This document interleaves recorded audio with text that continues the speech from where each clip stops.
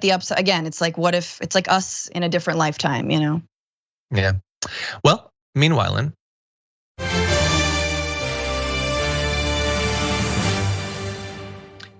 Afghanistan, the Taliban has now clarified the rights of women in education.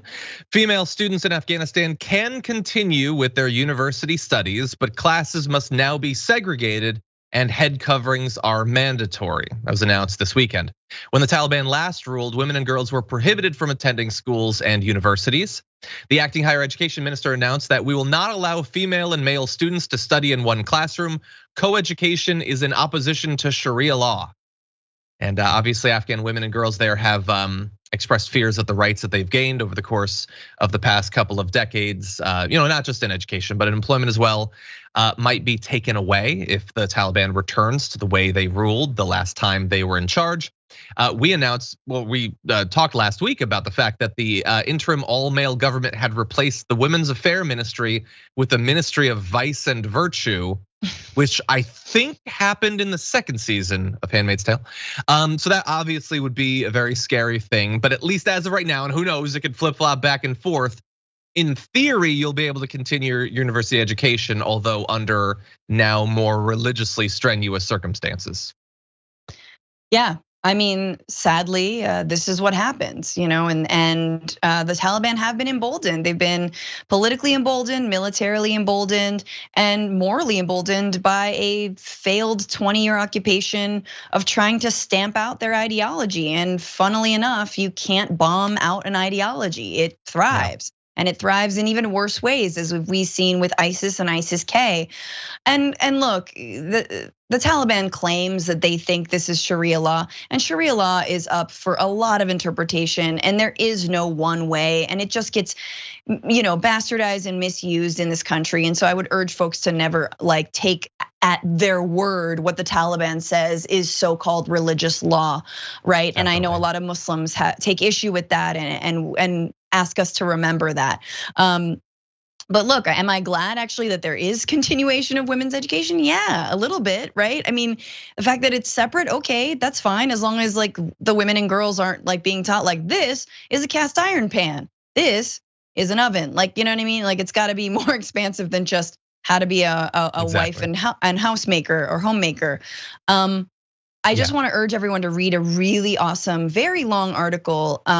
I believe in the New Yorker, but it's by Anand Gopal, and he has an article that is called "The Other Afghan Women," and it sort of flies in the face of a lot of the narrative that a lot of mainstream outlets have been talking about in terms of, oh no, what about the Afghan women? And turns out a lot of the women in Kabul were living better lives for sure and no doubt. And that representation in the government does matter. But a lot of women in rural Afghanistan who are more conservative generally and come from conservative, communities and households, they were the ones in the crosshairs of a lot of the war on terror and of the war in Afghanistan, being droned, being bombed, being targeted, hauled away in the middle of the night. So they are very happy that the US is gone. They are very happy. Not necessarily they think the Taliban's gonna be amazing, but they believe they're gonna be less bad. So everyone read that, understand that this is a complex issue, and there is not one archetype for one woman of Afghanistan. And they don't all know what they want. Imagine if we had to be the women of America, and you're like, oh God, everyone thinks we're Ivanka, totally. Yeah, or Boebert, exactly. Right. Well, with less than 1 minute remaining, meanwhile in.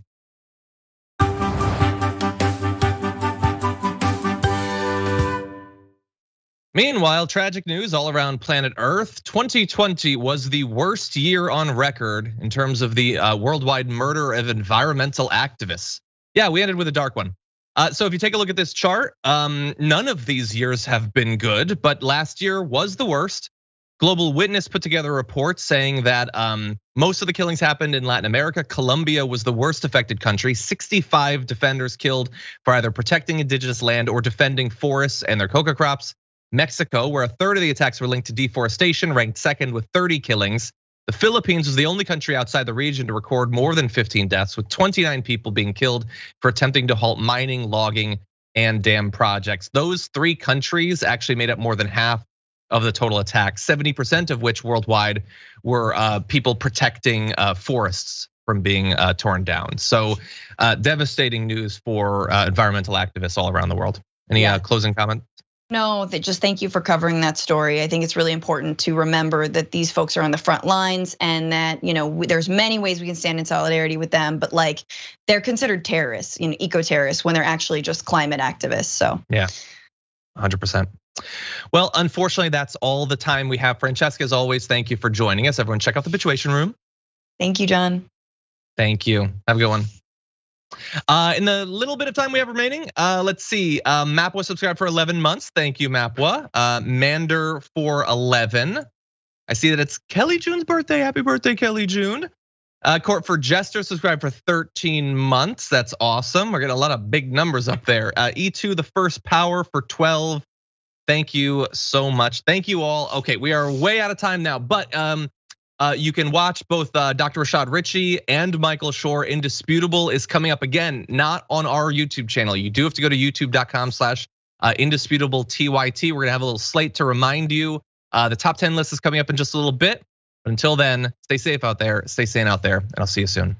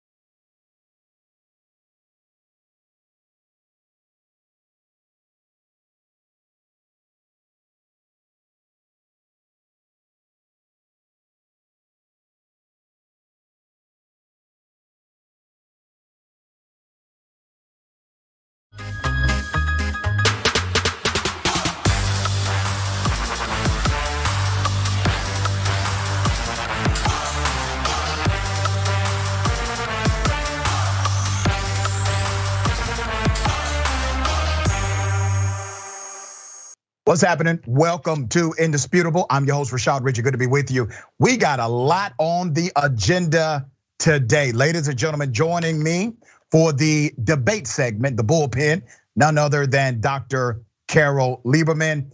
She wants to debate about the handling of Afghanistan.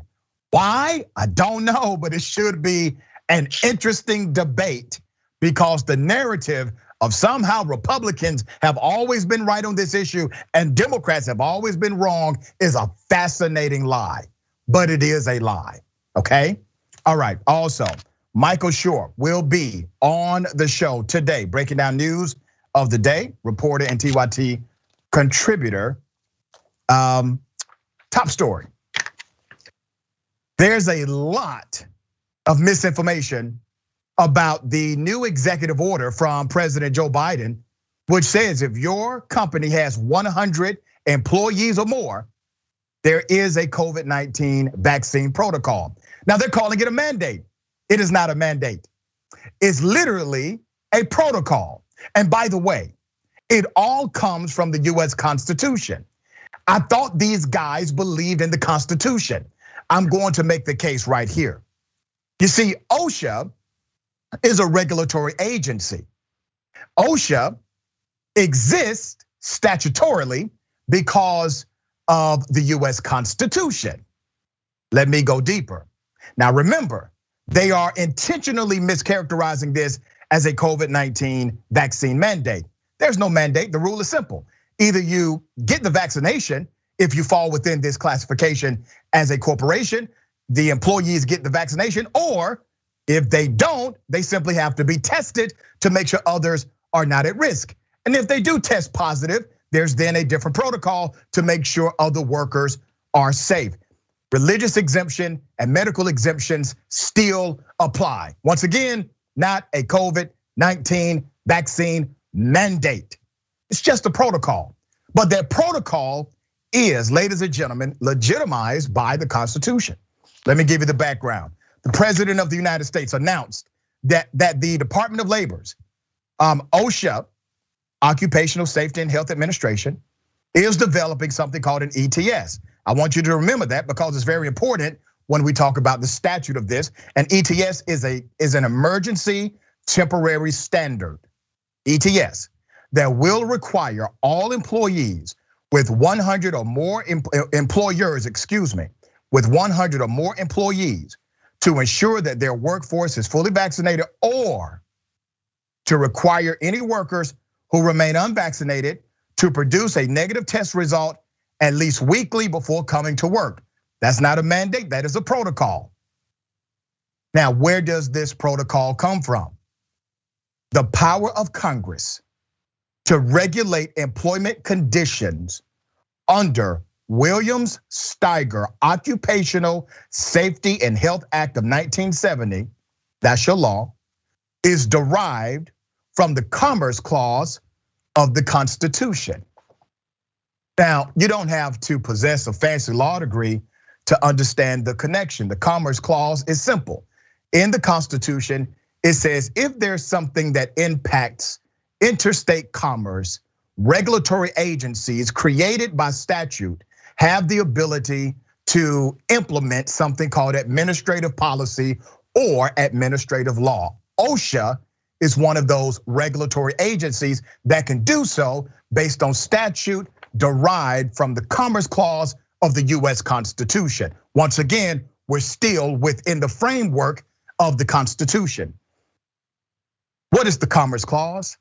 The Commerce Clause refers to Article 1, Section 8, Clause 3 of the US Constitution, which gives Congress the, and I quote, power to regulate commerce with foreign nations, among states, and with Indian tribes. Once again, in the framework of the US Constitution.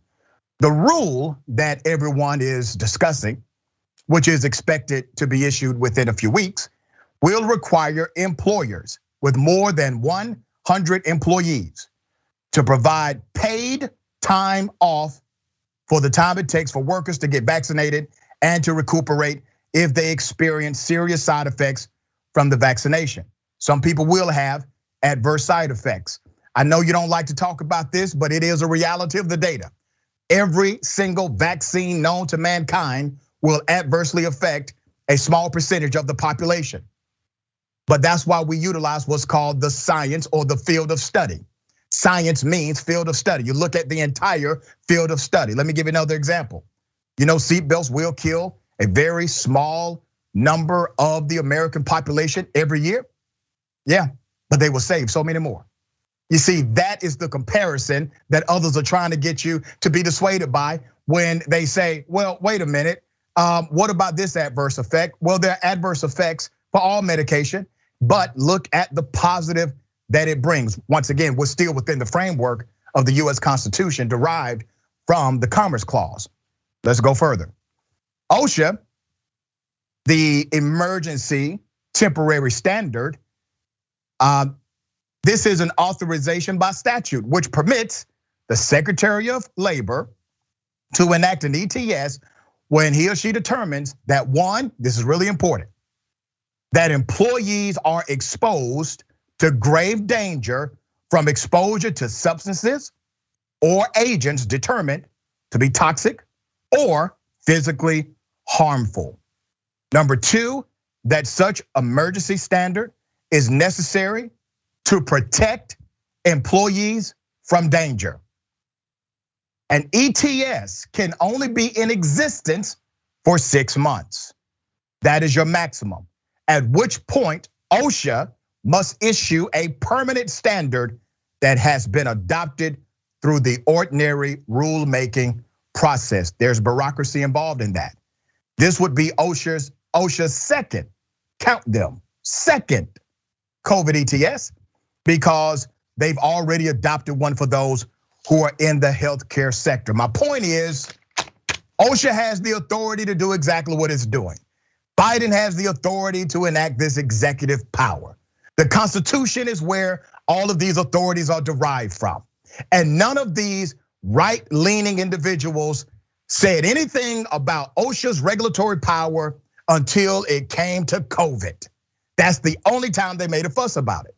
Now remember, these are the same people who are saying no to COVID-19 vaccinations, which are FDA approved, and they're telling you yes to ivermectin, or whatever the hell the drug is called, ivermectin. They're saying, okay, let's take the animal drug, which has absolutely no clinical trial that says it can be used to treat COVID-19, even though it's allowable under doctor conditions. It's not clinically proven to treat nor cure COVID-19 viruses, nor is it FDA approved, and the clinical trials that are going on right now, not promising as this drug being some kind of super drug. Ladies and gentlemen, let's go to Michael. What are your thoughts here?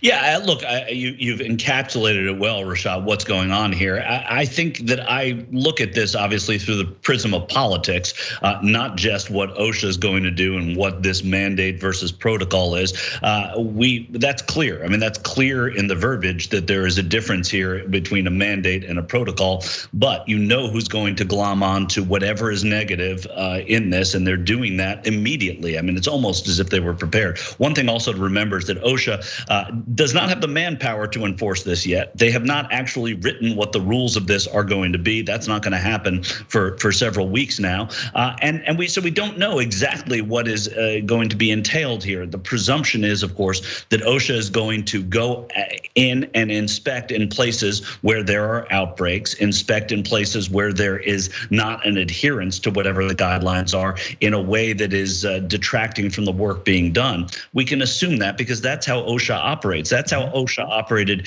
yesterday before we were complaining about them, when we didn't know we should complain about OSHA. So that's important to know. The politics here, though, cannot be avoided. Somehow we find ourselves in a pandemic that has become political. I can't imagine that if this were 60 years ago, you wouldn't have people thanking the government for taking care of the people. For some reason, obviously, we're in a different era of politics now. 70% of the people have gotten vaccinated. 70% of the people think that it's a good idea to go after this and to chase this. There are people in that 30% who we should care about, and we should care about why they have misgivings and whatnot. But the point here is that it is politically popular. The president has sort of a Thelma and Louise approach to this. Let's just drive off the cliff with this because it is popular, and let's do things to take care of the American people, which, as Franklin Delano Roosevelt said, is is one of the key roles of government. Yeah, and I think that Biden is going to push this. It will end up at the Supreme Court. By the time it ends up at the Supreme Court, you're gonna have a lot more people compliant to the vaccine order or the protocol. All right, I'm so sick and damn tired of Larry Elder, I don't know what to do, okay? I really am. This guy wants to be governor of the state of California. A video has resurfaced of him being interviewed by Piers Morgan. This happened a while ago, where Larry Elder defended George Zimmerman. Here it is. Do you think that Rachel Jeantel is stupid?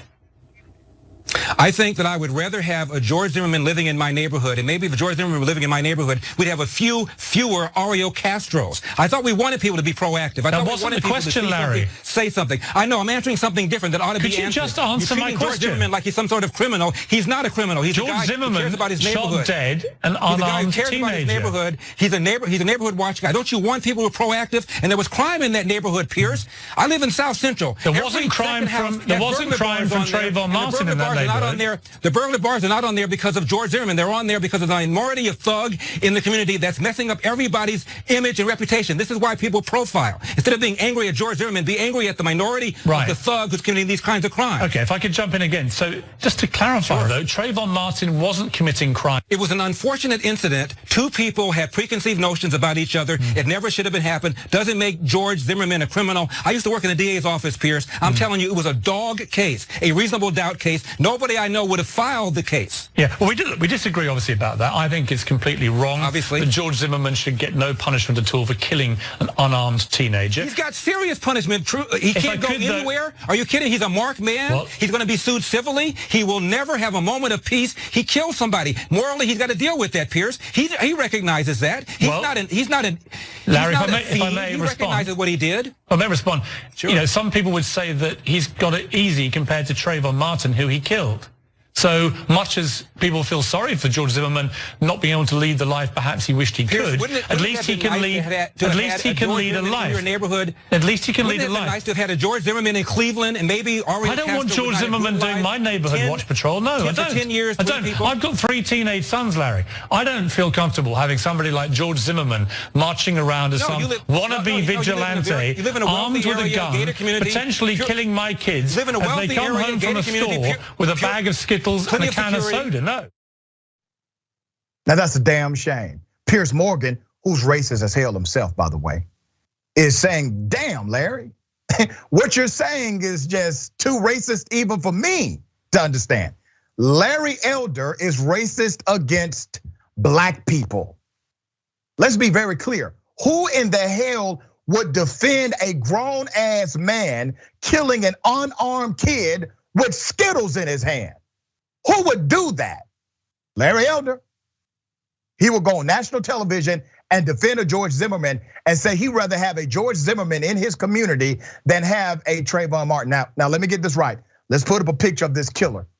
So Larry Elder is saying he'd rather have this killer in his community than to have this young kid who did absolutely nothing wrong and committed no act of criminality whatsoever. Let's put up a picture of young Trayvon before he was murdered by that POS. Michael, when this hit my social media feed, I thought I had really heard almost every extreme statement possible from Larry Elder. This is coming back now, obviously, because he's running for governor. This man not only provided a defense for George Zimmerman, he then vilified black people, called them thugs, basically blamed the black community for perception and perspective and profiling, and had absolutely no smoke whatsoever for George Zimmerman. Help me understand this, brother. I don't know that I can help you understand it. You know, what's extraordinary about this clip, and I'm gonna try my best, Rashad, to help you understand it, but what's extraordinary about this clip is you found a moment. It's not that we've unearthed Larry Elder saying something that we know he believed and probably has said in different ways many other times, but you found Piers Morgan having a moment of clarity that thought he could ever have. So I think that the kudos go to you for that, because I couldn't believe I was hearing him take as sort of stridently the other side against Larry Elder. Look, you heard Donald Trump sort of dismiss and engage black Republicans as well as he could. He said "my blacks" in such a disgusting way when he was campaigning, pointing to the back of the crowd. This is who he's talking about. He's talking about the people that want the attention from a community. He's talking about a shock jock like Larry Elder, who, by the way, in 24 to 48 hours from now, will be a private citizen once again, thankfully, because right. To be the governor of California. But this is the ugliness that people have to contend with. And I dare say that it has a lot to do with social media. It has a lot to do with people propping this up and white people saying, here's a black guy who agrees with what I'm saying. I'm not a racist because I support Larry Elder. Well, if you support Larry Elder, I'm afraid you're a racist. Damn right. Absolutely. All right. Well said. Let me go to this next story because it highlights the culture that we have in this country. Unbelievable, but it's real. 2 Florida middle school students, Florida middle school. They have now been arrested and accused of plotting a Columbine style shooting. They appeared before a judge in Lee County, Florida, just a few days ago. They were taken into custody. Let's put up their pictures. Their pictures have already been profiled publicly. Connor Pruitt, 13, and Philip Bird, 14, will be held in a secure juvenile detention facility. The 2 teens were detained on Thursday and held for a mental health evaluation after a school resource officer at Harns Marsh Middle School was notified a student had a gun in his backpack. While the deputy did not find a gun, the deputy uncovered Pruitt and Bird spoke to each other during lunch about a school shooting plot. It gets deeper. Witnesses were questioned and a map of the school was found that included the locations of surveillance cameras. Lee County Sheriff Carmen Marcino said the two were plotting a school shooting that would mirror that of Columbine in Colorado and Parkland in Florida. During the course of the investigation, detectives also said they discovered Pruitt and Bird were extensively studying the 1999 Columbine high school shooting and trying to figure out how to purchase firearms on the black market.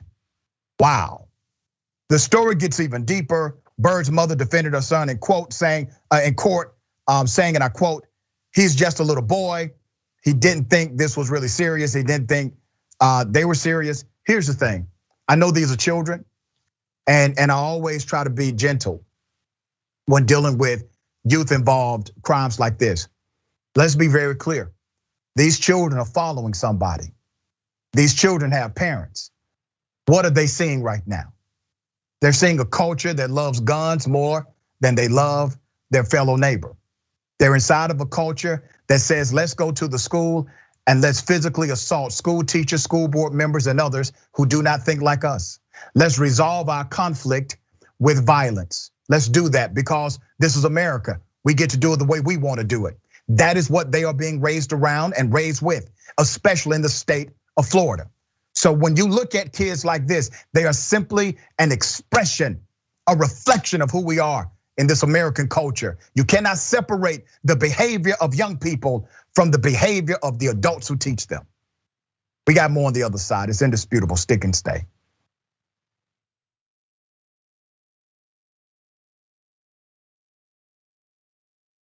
I'm old enough that I remember when Captain Crunch put the berries in it. Yay, crunch berries! And I was like, ooh, the fake berries. Remember? We're gonna try that. We did a story back in the day about how a woman sued, I don't know, General Mills. She'd been eating it for 4 years, right, believing that it was actual berries. Yeah. She's like, these aren't real berries at all. Yeah. I'm like, I got news for you. Captain Crunch isn't really a captain or a person. Joining me now, legendary whistleblower and American hero, Edward Snowden. First question is, hey, where are you? I'm in my apartment in Moscow. All of a sudden, in the studio, Jim Gaffigan, everybody. Mental illness is, completely undiagnosed in our society. It's not about a particular administration. It's about a broken system of power, and through that, really, the instrumentalization of a system of not justice, but injustice. People understand whether they claim to deny climate change or not. Our collective house is in crisis. We're also dealing with the legacy of 40 years of economic policies that have made people's lives more precarious. Sometimes you got to force people into their humanity. Sometimes you have to shake people into empathy. Senator Elizabeth Warren joins us in the studio. Healthcare is a basic human right, and we are fighting for basic human rights. In order to actually achieve that vision of everyone having access to the same resources and getting to determine the outcome of their life, we have a lot of work to do, and it needs to start right now. Here's something you may not know. When you deposit your money in a big bank, it doesn't just sit, safe and secure, in a vault.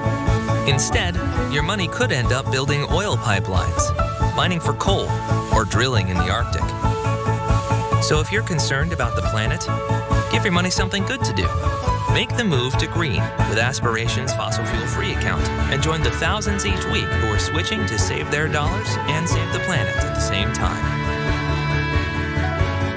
Welcome to the Damage Report. I'm John Idarola. This is gonna be a big one. What Donald Trump has done as president has cut taxes for the wealthy and made life better for rich people. But he's made life worse for poor people. We're making America great again by throwing more money at the military to destroy other countries because that makes us great instead of investing it in ourselves. That it's Donald Trump and it's Stephen Miller.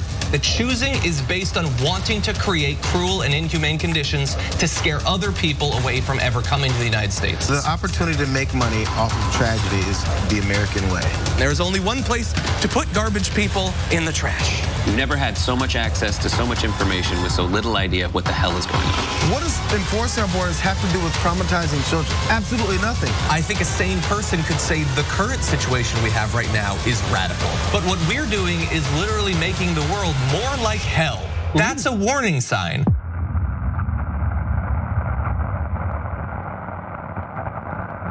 ShopTYT.com now has books. One of them is Ryan Grimm's book, We've Got People. That's a saying that AOC said, they've got money, we've got people. It's the best tracing of the AOC victory I have seen anywhere. It's the most accurate, and it's got great details. The book actually goes all the way back to Jesse Jackson and how he's the original Bernie Sanders. If you wanna know how we're gonna win going forward, those lessons are super important, and they're in Ryan's book. So check it out right now at ShopTYT.com. We found the perfect person to lead the army, Allison Hartson. The establishment media works hand in glove with our corporate legislators, and our corporate legislators work hand in glove with the corporation. And we're going to make it so that it's a decentralized force throughout the country so that we can quickly identify stories, quickly identify troll farms, and go in and neutralize the enemy, and then start building responsible media throughout the country and on every platform available.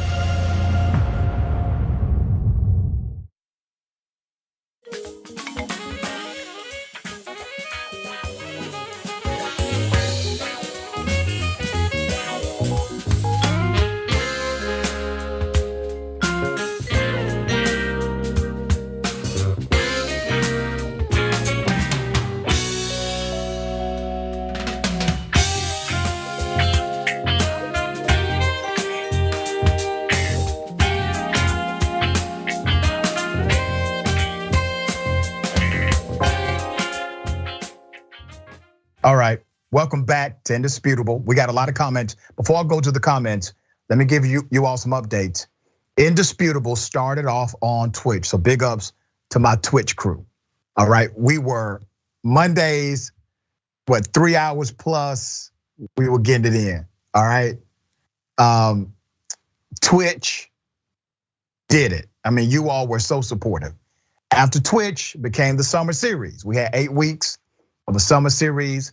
That's when TYT gave me the best production team on the planet. And we took those 8 weeks, and your response was so remarkable. We're now at over 200,000 YouTube subscribers. We've been rolling for 3 months? Over 200,000 subscribers. We've had over 135 million views within that amount of time, okay? Fastest growing because of you. So the 8-week summer series was picked up permanently by TYT. Now there's another announcement. This show will now be available on podcast. Yes, podcast. Ladies and gentlemen, you can now listen to episodes of Indisputable starting today on the Acast app or wherever you get your podcasts. Here's what I want you to do. Download it. Download it. We've already separated the 1 hour program and the bullpen. So if you just want to listen to a great debate, you got it. That's its own podcast, okay? If you want to listen to news of the day, boom, we got it. That's its own podcast. Make it happen. Download Acast app. Make sure you follow, like, do all of that great stuff. Give us 5 stars if you enjoy the programming. I'm very thankful for the additional platform so that we can continue to distribute truth to the masses.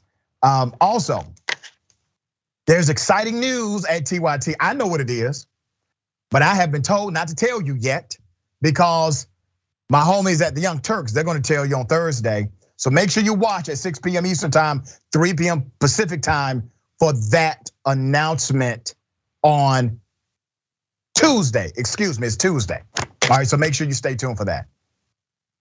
The conversation, live every day, 5:30 p.m. Eastern time, 2:30 Pacific time, tyt.com/live, right before the Young Turks. Jank speaks with Malone about AP investigation into Louisiana's brutal police violence that's been going on for a long time. Make sure to subscribe and watch all interviews at youtube.com/TYT conversation. Old school. That's live on Mondays, 10 p.m. Eastern time, 7 p.m. Pacific time. YouTube, Facebook, Twitch, and TYT.com. If you missed the live show, become a member and get access to the full episode. As a TYT member, you get access to the full episode live and as a video on demand. Become a member today at tyt.com/change. All right? Those guys are really funny at nighttime. All right, let's read some of these amazing comments. TYT member, my poet, Kelly O'Hara says, what do you do with a man who does nothing but leave his supporters ranting and frothing? Larry's all talk and frothing. Okay, Larry's all talk. He's just noise pollution. All those complaints, but not a single solution. His campaign is a fraud and his bald face. One more day till he loses this race. Hashtag Cold Feet Larry. I love it. And let me just say this, y'all. After today, we don't need to troll Larry anymore, okay? I mean, you all have been, especially Kelly, good gracious. I mean, I'm being tagged hundreds of times a day because, Larry has been ducking and dodging me. But thank you all for trying. We gave it a good effort. RS King Black Dragon. Dr. Richard, you messed up by using the Constitution to justify a rational decision. Republicans won't like you doing that. Next thing you're going to do is start using facts, and they can't have that. Yeah, I thought these guys liked the Constitution. That's what I thought. Commerce Clause. Just be anti-racist. Damn Larry Elder for making me agree with trash like Piers Morgan. I know that's right. Damn you, Larry. YouTube super chat, non-human humanist says, vaccines have some ingredients which can cause an allergic reaction, but these additives are also found in food. No one ever wanted to ban gummy bears. You make a compelling point. I definitely understand what you're saying. Jeffrey Ritchie. I'm so glad those boards were called before anything happened. I hope they get the help they need. Yes, agreed. Let me read a couple of more. Critical cognition. Never seen someone hate his own kind more than Larry Elder and Candace Owens. Lisa Egan. Michael and Rashad, simply the best. Michael is a dope dude. All right, Nestle wipes. These kids are dragged up rather than raised up. Agreed. Ladies and gentlemen, I wish a Karen would. You want to call the police on them for having a barbecue on a Sunday? I feel free. Back off! I'm going to tell them there's an African-American man threatening my life. You don't have to touch our property. Yeah, that's why. Both police and even myself. You don't have to touch me. I'm not playing games. Understand me? I don't care. I'm not playing either. I'm not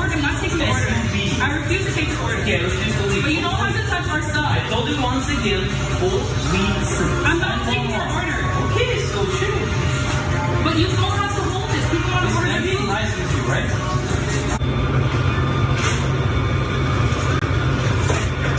Hey, let go. Let go. Hey, dude. It's not yours. Get enough in your. You understand me? I said once again, you won't get in my. Yeah, this male Karen has zero home training. First of all, in addition to him being an anti-masker, my grandmother would have told him, get your ass up off that table and put your feet on the ground where they belong. This man literally put his rear end and his shoes on the table while being an anti-mask guy. Now, this is problematic for more reasons than one. What you saw was an employee at Firehouse Subs in Toronto saying, listen, we have a mask policy. I do not have to take your order. You're putting myself and others in danger. We don't know you may be carrying COVID-19. Private companies, it is settled case law. Private companies have the right to enforce this rule inside of their private establishments. Well, this person did not respect it. But here's the other thing, the police were called, okay? This person knew the police would do absolutely nothing. Let me go to Passionate Observer, DM, all right? Having been raised in mostly white middle-class Canadian suburb, this was a surprising experience. Hashtag Toronto police refusing to respond to a 911 threat situation. Assaulter was oddly confident Toronto police would not respond to the 3 different 911 callers. How did he know that? Wow, he was aware that 911 would not even respond to the call, and he was correct, according to the witnesses there. 3 people called 911, they said we do not respond to those calls. This allegation throws more fuel on the fire of speculation that there is a contingent of force unwilling to enforce mask and vaccine mandates.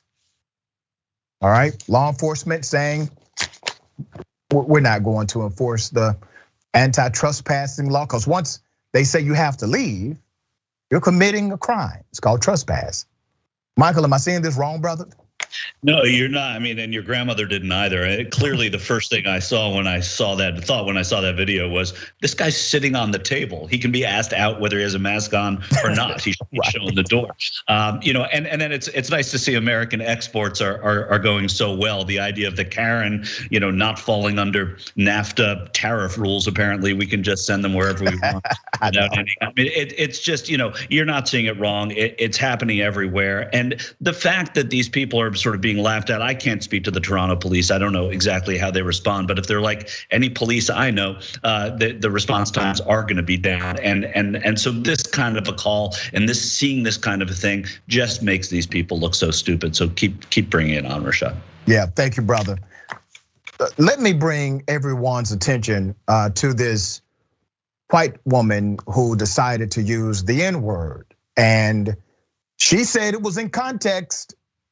Here it is. I don't know if they or what. Search a down and grab his nuts. And on the other hand, without a gun, they can't get none, but don't let it be a black and white one, because they'll slam you down to the street top, black police showing out for the white cop. Ice Cube will swarm on any in a blue uniform. Just because I'm from the CPT, punk police are afraid of me, a young on a warpath. And when I'm finished, it's gonna be a bloodbath of cops dying in LA. Yo, Dre, I'm something to say. The police, you get the gist. This is in your curriculum. How do you defend that? Are you proud? Your curriculum, this is what you're teaching our kids. It's sick, it's sick. Ma'am, not only is it in the curriculum, it's part of my top 5 greatest hits of all times. It's N.W.A. Let me give some context here, because the woman is out of line with her narrative. She's exaggerating this. So let me help you understand some background to it. This happened last Thursday night in a state called Texas. Okay, this Texas parent expressed complete outrage over curriculum she refers to as sick. This is in the Linder Independent School District. This was at their school board meeting. The incident occurred during the citizens' comment portion of the school board meeting. The woman, who was identified as Speaker 7, Cheryl is her name, took the mic and spoke about N.W.A's 1988 record, F the Police, which she claims is included in the English 3 curriculum. It's not really included in the English 3 curriculum as she said. I will give you the rest of the story. The woman began by calling out the school board members' perceived hypocrisy, accusing them of wanting to defend the police while also requesting officers' presence at the meeting. She then gave those quotations that you heard. She went on to claim that the lyrics F the police were placed in the student learning resource portal and have remained there despite multiple complaints from community members. As pointed out by Daily Dot, the issue goes all the way back to the spring semester when parents accused the district of including F the police in the list of approved resources for teachers. On April 13th, post on the Teach Parental Rights Coalition Facebook page states one of the suggested resources in a Vox article, History of American Protest Music. Now, the lyrics are now part of any curriculum. These lyrics were now found in some homework assignment. The only person who spouted those lyrics was that woman. And I believe she did it because she wanted to get away with saying the N-word in front of people and not having any penalty. Hey, it wasn't me, it was N.W.A who said it, and these teachers are teaching it, N-word, N-word.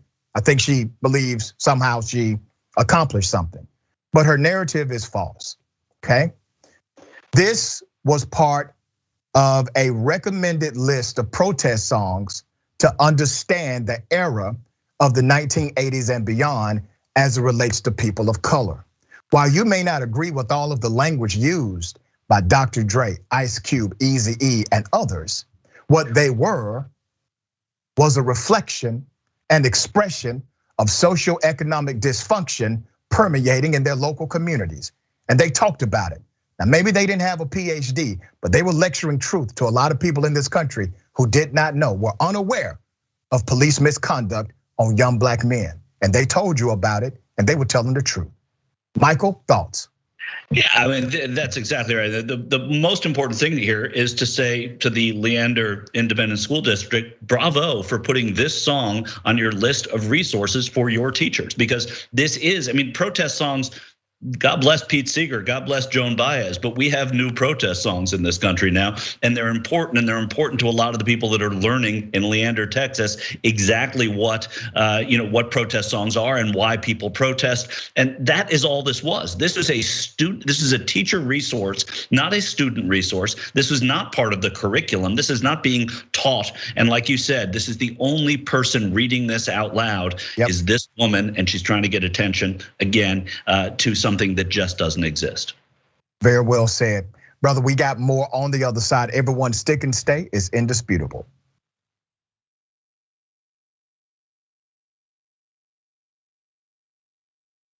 Every day, the Young Turks delivers 2 hours of solid, fact-based, timely news and progressive commentary on all the day's most important stories. We keep our viewers informed while also providing perspective and insight on the news we cover, so you understand not only what's happening, but also what's happening behind the scenes, the stories behind the stories.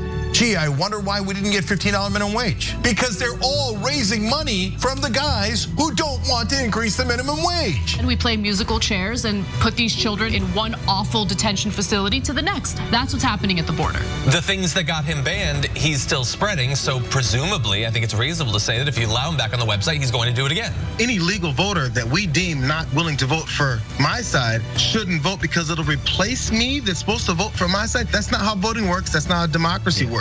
And while many people following today's political news can get discouraged about the direction of the nation and the world, that's not us. At TYT, we're genuinely optimistic about the future, and with good reason. Today, wide majorities of Americans agree with our progressive stances on issues ranging from healthcare and education to climate, immigration, and wages. The rising generation of young people are also overwhelmingly progressive in their political beliefs and policy objectives. And they're increasingly flexing their muscle as voters and activists to demand change change from our elected officials. The traditional mainstream media is mostly AWOL. They, along with the government and many other cherished institutions, have been captured by corporate interests. Audiences sense that they're not getting the whole story or even the truth from once trusted outlets, whether broadcasting cable TV news networks or national newspapers and magazines. The Republicans say we will serve our corporate masters at all costs, including killing democracy, yet here we are. Where else do you hear that? You hear that on NBC, on ABC, on CBS? You hear it nowhere. They don't want to talk about money in politics because it's really hard to pass judgment when your media organization is funded by fossil fuel companies. The antidote is the Young Turks. Unlike mainstream corporate outlets, we're not beholden to corporate advertisers, the defense contractors, the Wall Street, or the big pharma. And we don't carry water for the Republican or Democratic parties. So watch us Monday through Friday at 6 p.m. Eastern, 3 p.m. Pacific, and join the thousands of progressives around the globe who tune in every day for TYT's unmatched, award-winning content and see what it's like to experience a news organization that only answers to you. I'll continue to sit. I'm going to continue to stand with the people that are being oppressed. The president labeled him a son of a bitch. I don't think it's good to be a distraction to your team. To stand proudly for the national anthem. You know, some of these people need to move to another country. Well, you shouldn't be playing. You shouldn't be there. Maybe you shouldn't be in the country. The president is put in place to amplify the racists in this country. Black men and boys are killed at an exponentially higher rate than white men and boys, as outlined by PBS. Black people are most likely to be killed by police, found mappingpoliceviolence.org. Personally, my biggest gripe is not seeing how sports and politics have been attached at the hip. From the jockey syndrome, to the Negro Leagues, to Tommy Smith and John Carlos, Muhammad Ali, to modern day and everything in between. This is not an escape. It is a reflection of reality and a reflection of the times. Everything that we've accomplished over the years is because of our members who've allowed us to remain independent of corporate interests and reach 20 million followers. Now is the time to bring as many people into the progressive movement as possible. We're inviting you to be the change and help bring a community-powered progressive change machine to life. Details are at tyt.com/change. If you're a member, thank you. We need you to remain so. If you're one of the thousands of viewers out there who's not a member yet, the time has come for you to join now. We need you more than ever. tyt.com/change.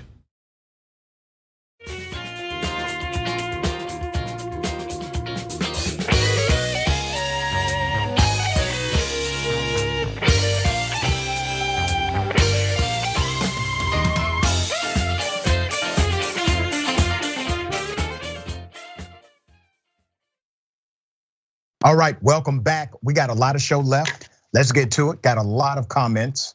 TYT member echoes my real name. Any chance those long Twitch shows will be available on demand? Can never get enough of the good doctor. Well, thank you for that. And yes, they are available on demand. Just make sure you download the Acast app on your phone right now. Do it, okay? This show will be up there very soon. Wizard, AKA Rusty Dragon. Even our northern neighbors have these Karens. They're everywhere. It really is also a pandemic as well, okay? When you think about it.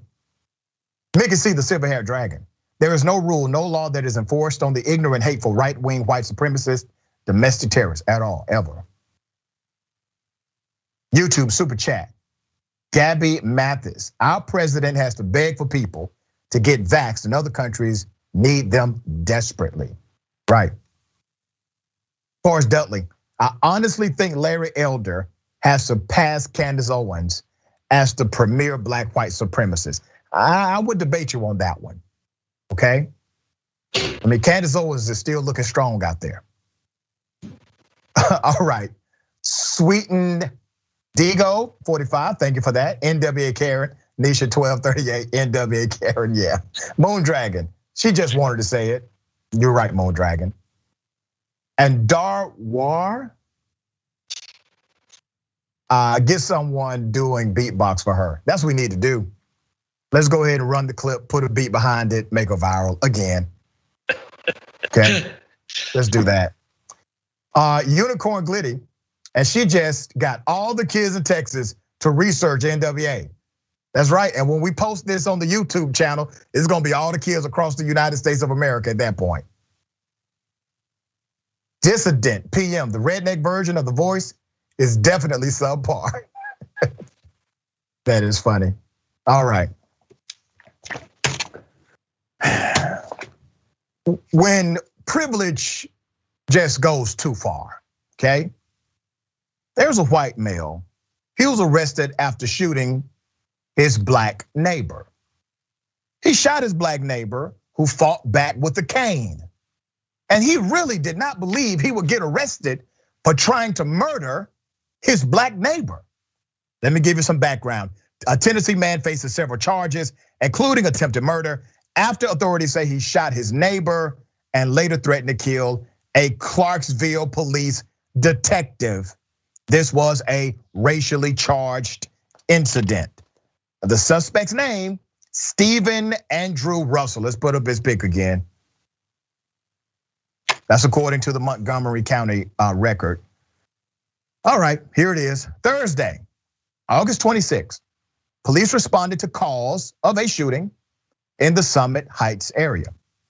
However, while on their way, 911 received a second call, but this time from Russell. The 61-year-old told emergency personnel that he had shot and killed his neighbor. Now remember, he had not killed the neighbor, he just thought he had. So he calls 911 and says, hey, I have shot and killed my neighbor. Now, I have never heard him talk, but I promise you, I'm spot on how he sounds, okay? He calls 911, says he shot and killed his neighbor. The 61-year-old told emergency personnel that he did this, whose identity has not been made public, but he is black. The victim is not publicized yet. Investigators revealed that before the incident, Russell and his neighbor had already had a less than pleasant exchange. This altercation was the result of prolonged racial tension initiated by Russell towards his neighbor, the court record said. Russell is accused of tormenting his neighbor to the point the neighbor took action and struck the man with his walking cane. That's when Russell reportedly pulled out a .22 caliber revolver and fired at the victim, hitting his arm. The man escaped to his front porch. Russell kept firing until he emptied the clip before striking the man one last time and fled the scene. So here's what it sounds like. See, I'm from Glenwood Road, and we can see things sometimes. It sounds like Russell went over there with the anticipation of something like this happening. The neighbor was ultimately transported to the healthcare center in Clarksville with non-life-threatening injuries. Russell also told officers that his neighbor had hit him with a stick. He said, oh, yeah, I killed my neighbor, but you know what he did to me? He hit me with a stick, damn it, okay? He was also taken in for medical attention for a minor abrasion on his face. He admitted to shooting his neighbor, claiming he feared for his life. He also expressed happiness over shooting the victim and wished death upon the man whom he used racial names for when referring to him. We can just imagine what he was saying, okay? It gets deeper. The document stated that when informed that the victim would survive. And remember, let's put his picture up again. Russell, he thinks he's killed him, okay? The document stated that when informed that the victim would survive, Russell told authorities that he would, and I quote, kill him again. Now that's some redneck logic for you. He's not dead, Russell. You never killed him, Russell. You can't kill him again because he didn't die the first. Anyway, so Russell said he'll kill him again, all right? And then he said, and shoot him between the eyes. After learning of his charges, the man reportedly became even more irate and said he still had the weapon, and following his release, he will kill the lead detective. Russell is facing the aforementioned attempted murder charge, along with an order for tampering with evidence and theft of property. Damn! That is some privilege walking around this country. This man literally commits attempted murder, thinks he has committed murder, calls 911, tells on himself, and believes he should not be arrested because, listen, I'm a white man that killed a black man. But what am I being arrested for? Michael, can you explain any of this, brother? What's the mindset here? I cannot. Well, first of all, I mean, the man did hit him with a stick. I don't know why you're so upset. Unbelievable. One part of the privilege that you're forgetting is that he says, when I get out, like they're still gonna get me on all of this.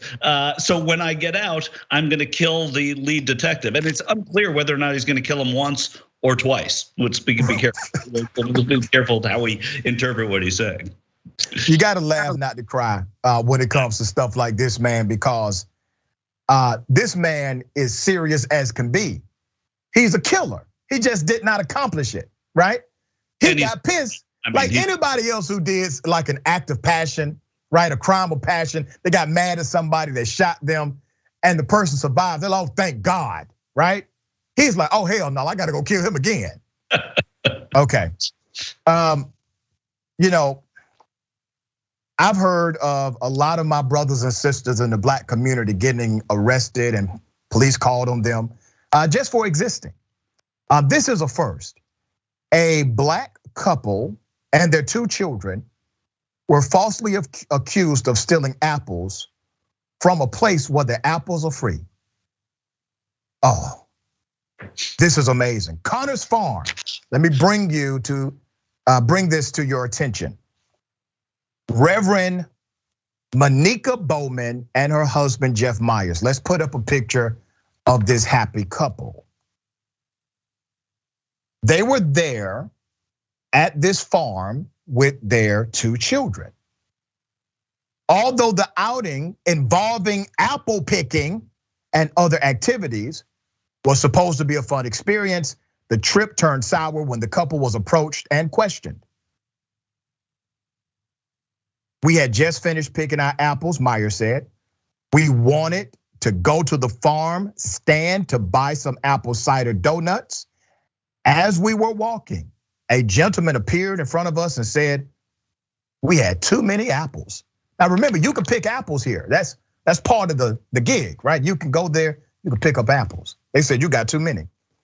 The couple grew even more confused and alarmed when another worker appeared and brought them to the farm stand building. There, employees asked to look inside Bowman's purse.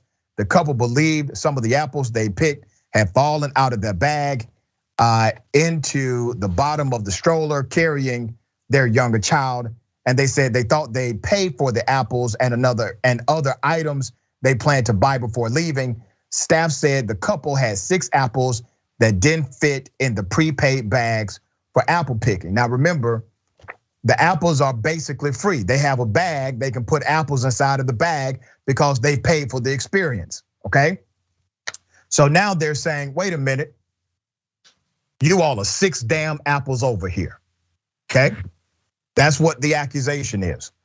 Now, Myers said conceal and steal were words they used a lot during the conversation with the employees. The couple requested to speak with the manager. And a third employee said, I'm the manager. It's my responsibility to prevent stealing, the man said. The manager refused to provide information on how to contact the owners of the farm, then alerted a police officer. By jumping straight to an assumption of theft, Connor's Farm created a scene, harassing us and causing our 7-year-old to burst into tears. Anguish that lasted well into the evening. The couple wrote in a blog post, we are left wondering, was it ever about the apples? Okay? These folks are meaner than them damn trees on the Wizard of Oz. Okay? The couple said the officer accused them of playing the race card. So now the police come there, the police are alerted, right? 6 apples over. Obviously, we gotta call law enforcement for this. Everybody's in danger. And the police officer, he comes and he says that the couple, are using the race card. In order to resolve the matter, the couple paid an extra $8.81, but upon returning home, they realized that most of the extra apples would have actually fit into the damn prepaid bag, which meant that apples were at no cost or extra cost to them. Okay, it's a shame. Michael, thoughts? Well, the thoughts are it's not by accident that you presented the last two stories, Rashad, in the same breath, because in the first you have what we all see as the blatant hate and racism and the uneducated flexing that's being done by that man in Tennessee by shooting his neighbor who he had tormented for years. The other, and the most important and less seen certainly by the white community, is the subtlety of racism, right? And these are people out picking apples, and that you could find black people guilty of stealing free things is a whole new world. But it just shows that these employees at this place saw these apple pickers in a different way and went after them in a different way. And that is how racism happens. It happens more to the apple people than it does to the poor man in Tennessee. But it's important that you see those two stories at the very same time, Rashad. Well said, brother. Always, man. It's a pleasure having you on the program. Thank you for all of your great work. How can people follow you? At Michael Shure on Twitter. You can watch News Nation and you can watch the Young Turks here and there and more. I'm going to be back more than I had been in a while, so that's good news. That's good stuff, man. Very exciting for the entire network, brother. Thank you. Thank you so much. All right, we got more on the other side. Stick and stay. It's indisputable.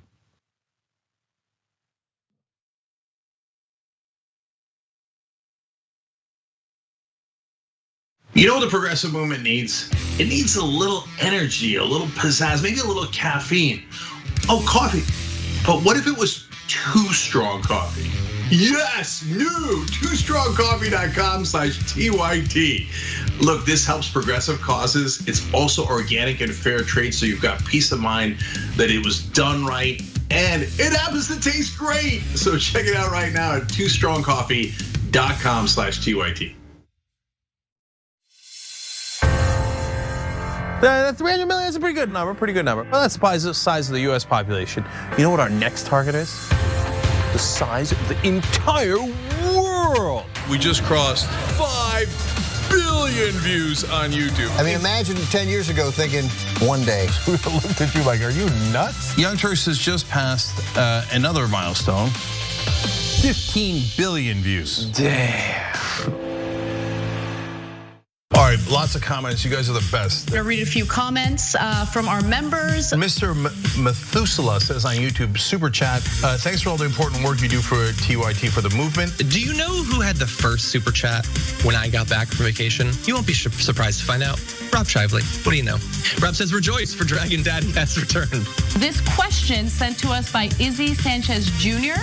Is it me or is Meghan McCain talking as fast as Ben Shapiro? Is that the way the right tries to look smart and intellectual?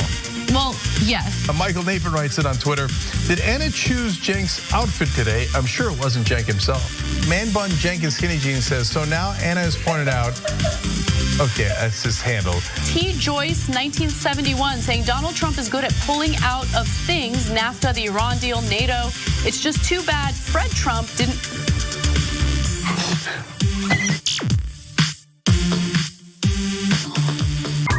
All right, let me do a little quick plug here. It's not even a plug, I'm bragging, okay? I'm bragging, watch me. We have a channel on YouTube, a whole channel devoted just to the Young Turks. It's badass, right? Wow, man.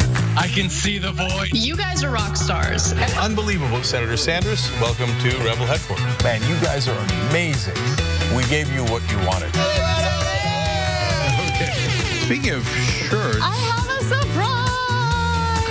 You reached a lot of people. You are the Young Turks. And we have spread that progressive message wide and far. Let's keep it going.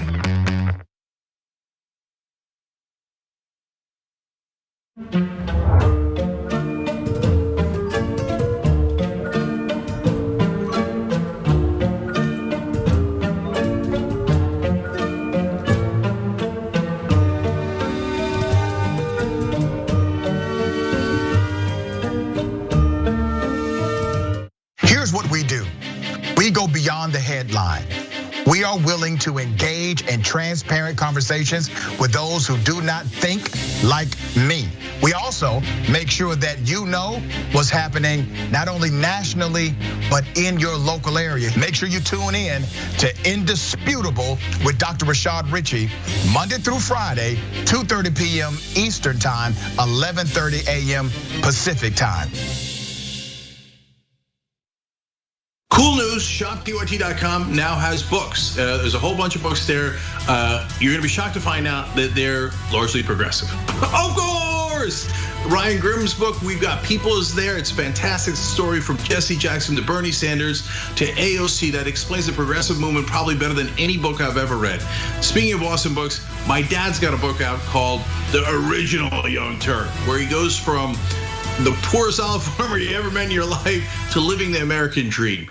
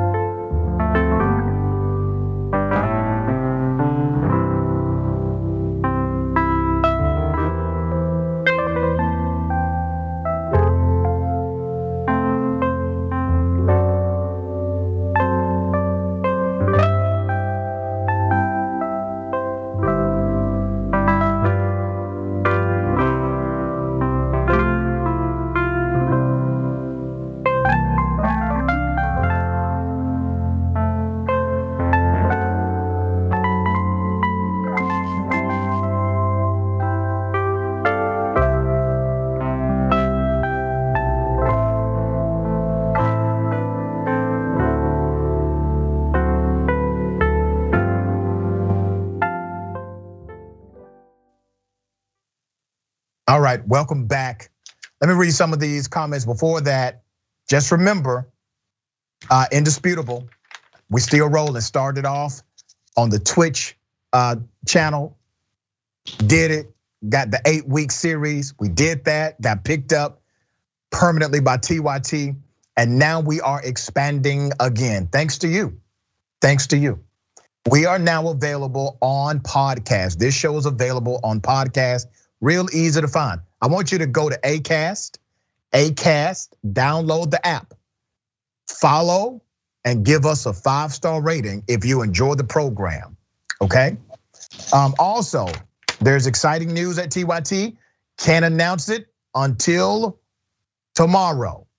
But make sure you stay tuned for more on the Young Turks on Tuesday so you can get that information immediately.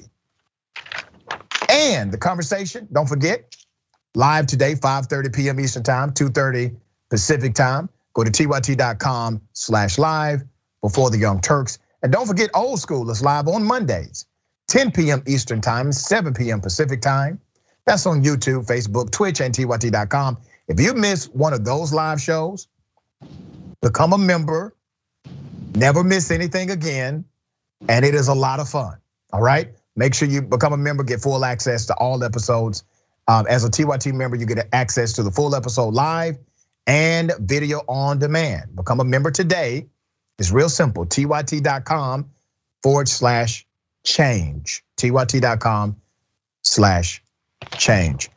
All right, ladies and gentlemen, welcome to the bullpen.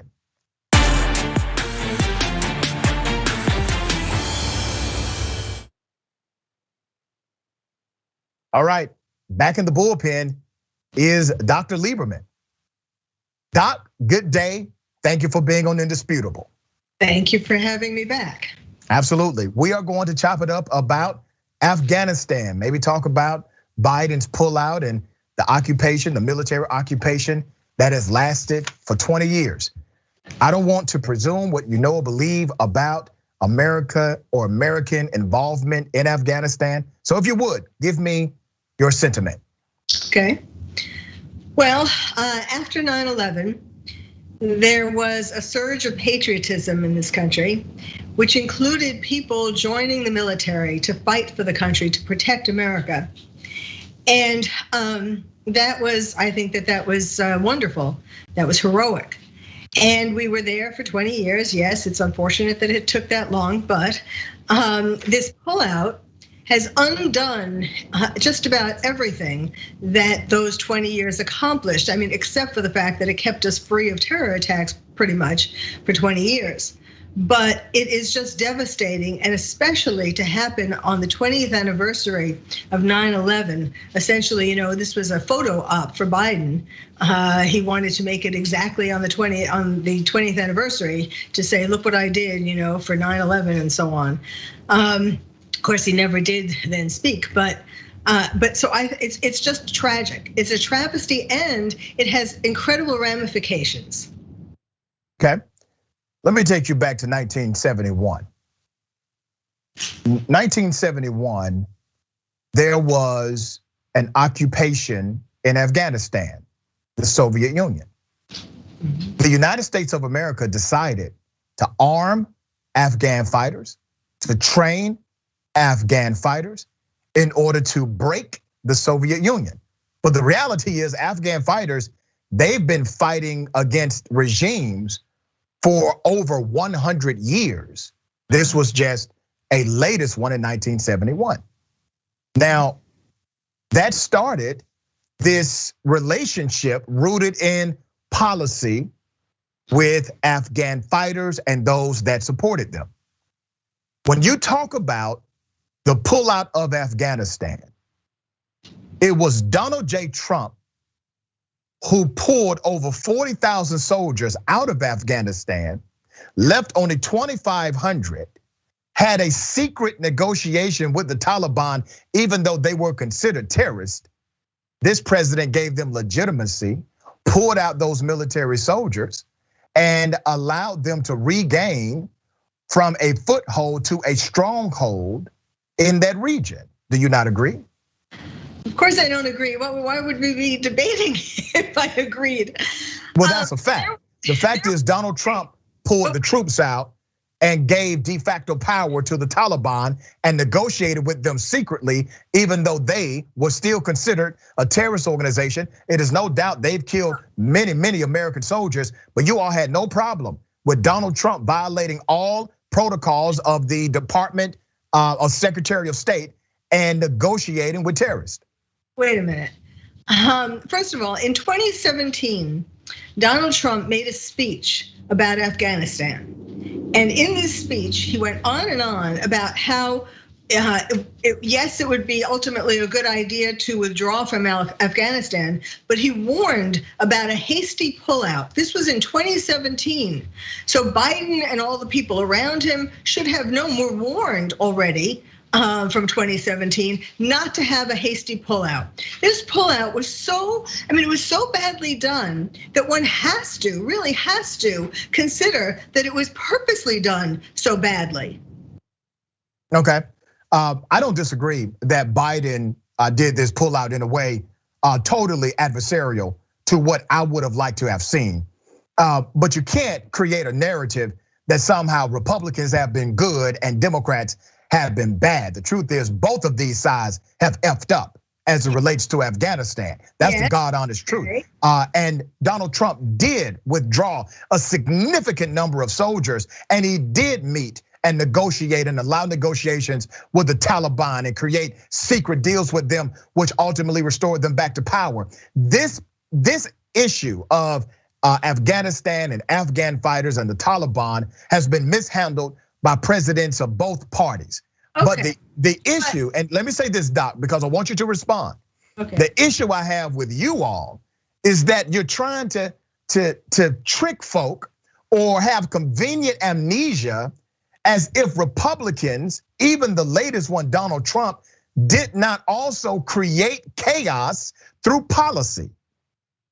Well, I'm not going to argue with you with that, but I will say to some earlier point that you made, if Donald Trump saw from the beginning of, if he held to his date or whatever date he would ultimately have decided upon, if he saw from the first day that the Taliban was doing this surge and taking over the country, there is no way that he wouldn't have at that point have brought more troops in right away. He would not have let it happen the way it happened. And even if you want to just, I mean, I know you don't like Donald Trump, so even if you want to say it's because he's such an egomaniac and such a narcissist that he wouldn't want to have this happen on his watch, that he wouldn't want to be seen as the president who, where this happened, like what just happened to Biden. But there is no way, and I'm not saying that I believe it that way, but I'm just saying even if you want to think of it that way, there is no way he would have let this happen the way it unrolled. Yeah, well, I didn't know, Doc, that you were a prophetess as well. Because in order for me to believe what you just said, that means that you can tell the future of what Donald Trump would have done in that situation. Well, he's not president. We know what he did do. We know that he withdrew troops. We know that he did secretly negotiate with terrorists. We know that he restored their power, gave them legitimacy in the Taliban. Let me finish. Yeah. And we also know that both presidents have mishandled this. The issue that, like I said before, is just hypocrisy when you are promoting ideology contrary to truth. Now remember, Doc, how did we get in Afghanistan in the first place? Donald Trump and others, people that are part of your political persuasion, they said that we should not have been in Afghanistan. But Republicans, the neoconservatives, George W. Bush, Donald Rumsfeld, and others, they said we're going to Afghanistan, and they did so without a plan. We left Afghanistan the way we went in, without a plan. We never should have been at war with the country. When you talk about going to war with terrorism, understand what that means. I read your background. You have some history here. You're a psychiatrist. You don't go to war with the country. And the terrorist, yes, and the terrorist therapist. Okay, so you call the terrorist therapist. Doc, I got to say this. Books about terrorism, a podcast ongoing about terrorism. So yes, I'm kind of an expert. So go ahead. Oh, okay, all right. So you like that name, terrorist therapist? Terrorist therapist. That's right. All right, I'll let you have that. So let me go back to my point. Okay, you know this as a medical doctor who has studied the art of psychiatry. You know this. Terrorism is not a country. You don't go to war with terrorism like you go to war in traditional military combat. But that's what Donald Rumsfeld and the neoconservatives decided to do, and they had no plan. Terrorism is a social process, right? As evil as it is, terrorism is a social process. And that social process requires three things. It requires motivation, ideology, and radicalization. That's what it requires. You know this as a psychiatrist. Yes. So when we said we're going to war with terrorism, we never actually went to war with terrorism because terrorism is a social process and it was derived from policy of the United States. That was the why of the social process. Wait a minute. First of all, the reason we went into Afghanistan, yes, terrorism, there are terrorists in lots of countries. Iran, of course, the biggest purveyor of television, of terrorism. And now, of course, Afghanistan is going to be a hotbed of terrorism, ISIS, Al-Qaeda, and so on. But we went into Afghanistan because they didn't want to give up Osama bin Laden, who created 9/11. But getting back to Trump, he destroyed essentially the caliphate, and he did take out troops, but he did it in a way so that nothing happened. The caliphate didn't. I mean, of course, now with Afghanistan being a travesty, certainly terrorists of all types will increase. But Trump took out the caliphate in a way that didn't have this kind of tragic end. Let me highlight something for you to consider, because I do believe you're thoughtful about the psychological arts. When we talk about terrorism and invading a country and going to war in military combat style, remember, even Mitt Romney and other Republicans said, you can't kill your way out of terrorism because it's such a mental process, right? The why was important for America to analyze, and I don't think America ever analyzed the why. Yes. What happened on 9/11 was evil. It was murder. Those were innocent individuals. Those were our family members and friends. They never should have died. So I understand the knee-jerk reaction, the sentiment.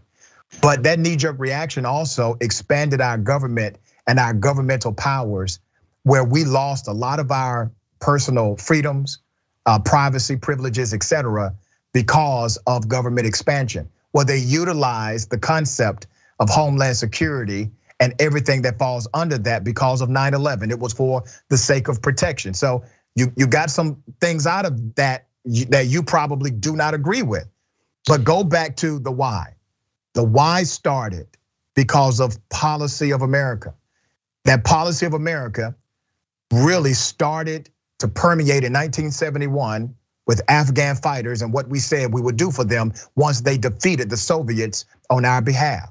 Well, we did that. We helped them, provided weapons, provided training, and then according to the narrative of those Afghan fighters, we left them high and dry. We did not pursue the promise that we made. Well, there was a young guy who was really pissed off about this, named Osama bin Laden. And that's when he called America the great evil, okay? It doesn't justify his activity. What I'm telling you is that without an analytical framework for American policy and how it affects the social process of other nations, we would never get to the root of the war on terrorism. Well, I agree that a lot of people who are making decisions, wrong decisions, do not have a good enough understanding of the mind of a terrorist or what this is all about, and yes, and think that we can just win the war on terror with more guns or bigger guns or better weapons. And we are going to see the fallout of what just happened. First of all, not all of the Afghans who were rescued are friends. The idea was to rescue the ones who were interpreters and so on, the people who helped Americans. But you know that amongst those, I mean, it's already been shown for a number of them that they do not have good intentions. And then there are lots of others who, I mean, they didn't really vet these people, and so there are a lot of them who do have terrorist tendencies, do want to bring Sharia. Basically, it's about bringing Sharia to the United States and taking over the United States. And so we have brought in a lot of enemies, not to mention the ones that came in from the southern border. Okay, we talk about Afghanistan as if Afghans are the one, or those in Afghanistan or Afghan fighters attacked us. That's simply not true. Right. Also Iraqis, those in Iraq, they didn't attack us either. We utilized 9/11 as a pretext to create the context for war with brown countries. That's what we did. And go ahead, I want you to respond to that. I don't think that, I mean, I'm a born and bred New Yorker. Okay. And 9/11, even though at that point I was living in California. And my daughter was going to school in New York, and my heart is still in New York. And that is why I became the terrorist therapist. And I remember in my heart, in my stomach, in every part of me, in my soul, I remember what that felt like. And certainly one can understand why we went into Afghanistan at that time, why there was that big rush to try to find Osama bin Laden, to punish Osama bin Laden. It wasn't to hurt the Afghan people, but it's so sad to say that right after 9/11 there was more patriotism in this country than ever before, and more unity than ever before. And I would love to go back to those times when we could be a united country. Not necessarily, why would we have wanted? We weren't really looking to start fights. They hit us first. That was the biggest. That was an attack on American soil, the biggest one. I mean, yes, Pearl Harbor and so on, but Pearl Harbor doesn't compare to 9/11. So yes, we were enraged. We wanted to protect America. We didn't know what was coming next. And so yes, we went over there, but we didn't want to lose all the troops that died, for example. Well, it wasn't really to do anything more than to protect America. But ma'am, you have to admit that American policy has been misguided at best, and in some ways corrupt and evil, and the propaganda machines that are antithetical to America, they utilize the misguided American policy in order to recruit more individuals on their side. This happens on a routine basis. And you don't have to go just to 1971 or 1979 or even our occupation in 2001 in Afghanistan. You can go to the Vietnam War. Hell, technically, we are still at war with Vietnam. We are just simply in a ceasefire. You know how many American soldiers died? 60,000. You know how many Vietnamese we killed? 3.3 million. And did we win? No. So we have had this as a dynamic of American policy for decades, and we are supposed to be the most powerful country in the world. Well, military might does not defeat mindset. And if mindset is created because of the adversarial policies of America, it does America good to analyze the policies that created the conflict that led to the terrorist attack in the first place. But with Vietnam and with the World War I and World War II, we were trying to protect, at that point, other countries. So we didn't have any. Did we do a good job at that? Did we do a good job at that? Was it mission accomplished, madam? Like George W. Bush said.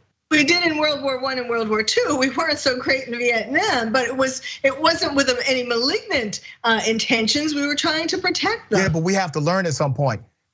You say there was no malignant intention, and I understand what you mean. You're saying that they didn't intend to get it wrong. But here's the thing: if you don't learn from your mistakes, yes, you do.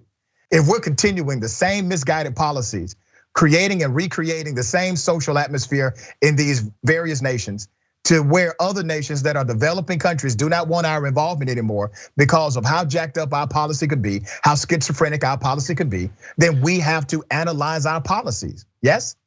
Well, I don't know that it's our policy so much. I mean, we went into these places because we were trying to protect them, and we did well. Other than Vietnam, we have been doing a pretty good job, and other than obviously Afghanistan.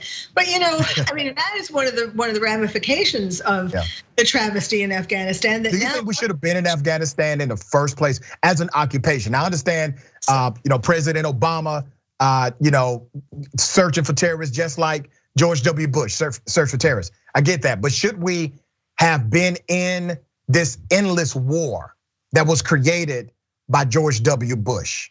Well, the thing is, of course, when we went in, nobody really knew that it was going to be an endless war. We didn't expect it. They didn't have an agenda. What was their agenda? Well, the agenda was to root out Osama bin Laden and his friends. Ma'am, you go to war with a country to root out a person. I want you to think about this because and to protect the Afghans. I got you, but think about this. I want you to think about something, okay? First of all, Afghanistan has never been united. Never been united. It won't be united after this. This is the reality of Afghanistan. Think about it this way. Let's say some terrorists win America, because we got a bunch of them. Look at the 9/11, not 9/11, the January 6th terrorists, okay? That attacked the US Capitol. They were terrorists. They committed criminality and violence in order to pursue a political end or political goal. That's terrorism. We didn't agree with that on that. I understand. You're wrong. I'm right. I just want to point out one thing. Bush on this 9/11, I mean, just this weekend, talked about, and not only Bush, some other people. Talked about how didn't want to call terrorists. And in fact, in Virginia, the school district, the Board of Education in Virginia made a video telling teachers how to teach about 9/11. And they said, don't say that these are terrorists. Call them extremists. Otherwise it's Islamophobia. And Bush said a similar thing.